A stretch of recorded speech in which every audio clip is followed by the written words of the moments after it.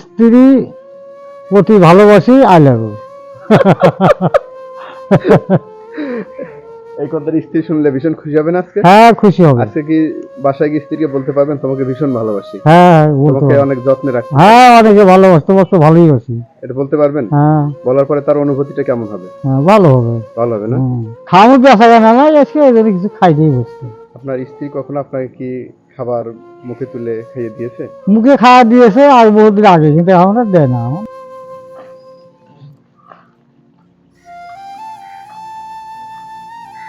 আসসালামু আলাইকুম।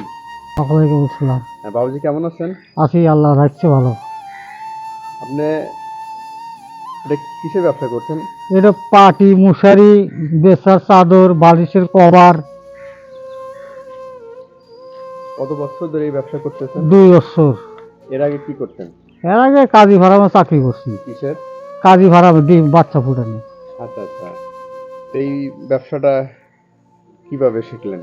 ব্যবসাটা ওই কিছু কিছু আমার ওখানে একটু মহাজন আসলে তাই পাশে থেকে থেকে শিখছি।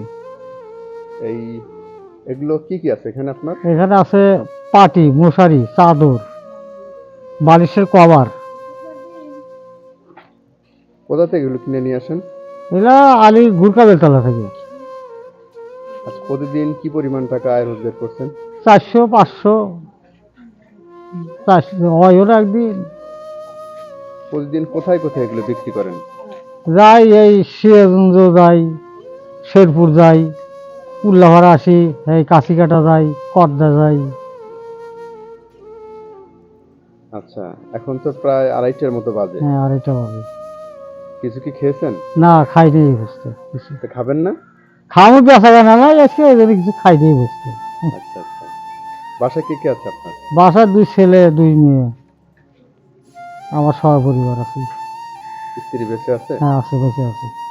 তো প্রতিদিন যে টাকা আয় রোজগার করেন এতে কি সংসার চলে? চলা ওই মাল্লা চালায়, কোনো রকম ভাবে চালায়। সকাল থেকে কয়টা পর্যন্ত এগুলো বিক্রি করেন?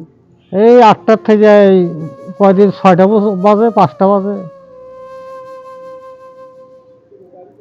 সকালবেলা কি খেয়ে উল্লাপাড়ার উদ্দেশ্যে রওনা হয়েছিলেন? ওই ভাত খাসি, কি দিয়ে ভাত খেয়েছিলেন? ভাত খাসি বলে ডিম, ডিম কি ভাজি না ডিমের তরকারি? ডিমের তরকারি। বাবা মা কি বেঁচে আছে আপনার? না, বাবা বেঁচে নেই। আপনি এবং আপনার স্ত্রীকে একসাথে খেয়েছিলেন? হ্যাঁ, একসাথে খাসি। স্ত্রী আপনাকে কেমন ভালোবাসে? আছে, মোটা ভালোই আছে, ভালোবাসে। ভালোবাসে না? হ্যাঁ, ভালোবাসে। আপনি বেশি ভালোবাসেন তো আপনার স্ত্রী আপনাকে বেশি? আমাকে ভালোবাসে বেশি। আর আপনি স্ত্রীকে বেশি হ্যাঁ, ভালোবাসেন? আমিও তাকে ভালোবাসি, সেটি ভালোবাসে বেশি। তাই না? হ্যাঁ, এটা আপনি কিভাবে বোঝেন যে সে আপনাকে বেশি ভালোবাসে? সদস্য আবার পুরুষের মেজাজ তো সব ঠিক থাকে না, হয়তো একটু চুপ পালি একটু গরম টরম হয়ে যায়, তাছাড়া কিছু না। আচ্ছা, আপনার স্ত্রী কখনো আপনাকে কি খাবার মুখে তুলে খাইয়ে দিয়েছে? মুখে খাওয়া দিয়েছে আর বহুদিন আগে, কিন্তু এখন আর দেয় না, এখন তারই শরীর চলে না। আচ্ছা, আপনি কি কখনো তাকে হ্যাঁ, খাওয়াই দিয়েছেন কিনা? হ্যাঁ, দিছি। আপনি বেশি খাওয়াই দিয়েছেন না সে হ্যাঁ, আপনাকে বেশি খাওয়াই? সেও খাওয়া দিছে, আমিও খাওয়াছি। যখন উভয় উভয়কে এভাবে মুখে তুলে খাবার খাওয়াই দেন তখন আপনার কেমন অনুভূতি লাগে? লাগে ভালো। ভালো লাগে না? হুম। স্ত্রীকে কি কখনো বলেছেন তোমাকে ভীষণ ভালোবাসি? না, না, সে কি কখনো। সে কি কখনো বলেছে? সে ভালোবাসছে, সে কি মুখে হ্যাঁ। কখনো বলেছে? হ্যাঁ, কি বলেছে? তোমাকে আমি তো ভালোই আছি। এরকম মুখ দিয়ে বলছে? হ্যাঁ, তো এমন স্ত্রী পেয়ে আপনি কি জিন্দেগিতে খুশি না বেজার? খুশি। আপনার স্ত্রীর জেলা কোনটা? জেলা ওই সিরাজগঞ্জ জেলা। সিরাজগঞ্জ। হ্যাঁ, সিরাজগঞ্জের মেয়েরা স্ত্রী হিসেবে কেমন আপনার দৃষ্টি? ভালো ভালো। ভালো না? হুম। আচ্ছা, স্ত্রীকে এমন কি কথা বলেন নাই যেটা আমার মাধ্যমে স্ত্রীকে বলতে চান, যেটা শুনলে সে ভীষণ খুশি হবে? না, এটা না বলছি, এটা শুধু আমি দিছি, এর সাথে বসে খাসি। স্ত্রীকে নিয়ে কখনো কোথাও ঘুরতে গেছেন? না, ঘুরতে যাই নাই অবশ্য, আগিলে লোকে তো ঘুরে লাই, কিন্তু এখনো বুড়া বেদোয়া গেছে, বুড়া গেছে, এখন আর ঘুরতে চাই না। আচ্ছা, মানে এমন কি কথা বলেন নাই যেটা আমার মাধ্যমে স্ত্রীকে বলতে চান, বললে স্ত্রী ভীষণ খুশি হবে? কি এমন কথা বলতে চান তাহলে?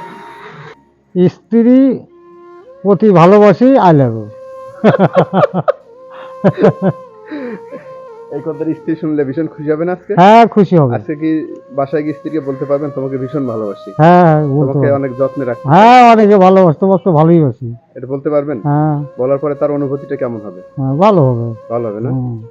ঠিক আছে, ইনশাল্লাহ ভালো লাগলো আপনার সাথে হ্যান্ডশেক করে। এই বৃদ্ধ বয়সেও স্বামী স্ত্রীর এমন গভীর ভালোবাসা যুগ যুগ ধরে টিকে থাকুক, সেই সাথে এই জামানার ছেলেমেয়েরা এর থেকে কিছু শিক্ষা নিক, এই প্রত্যাশা করি।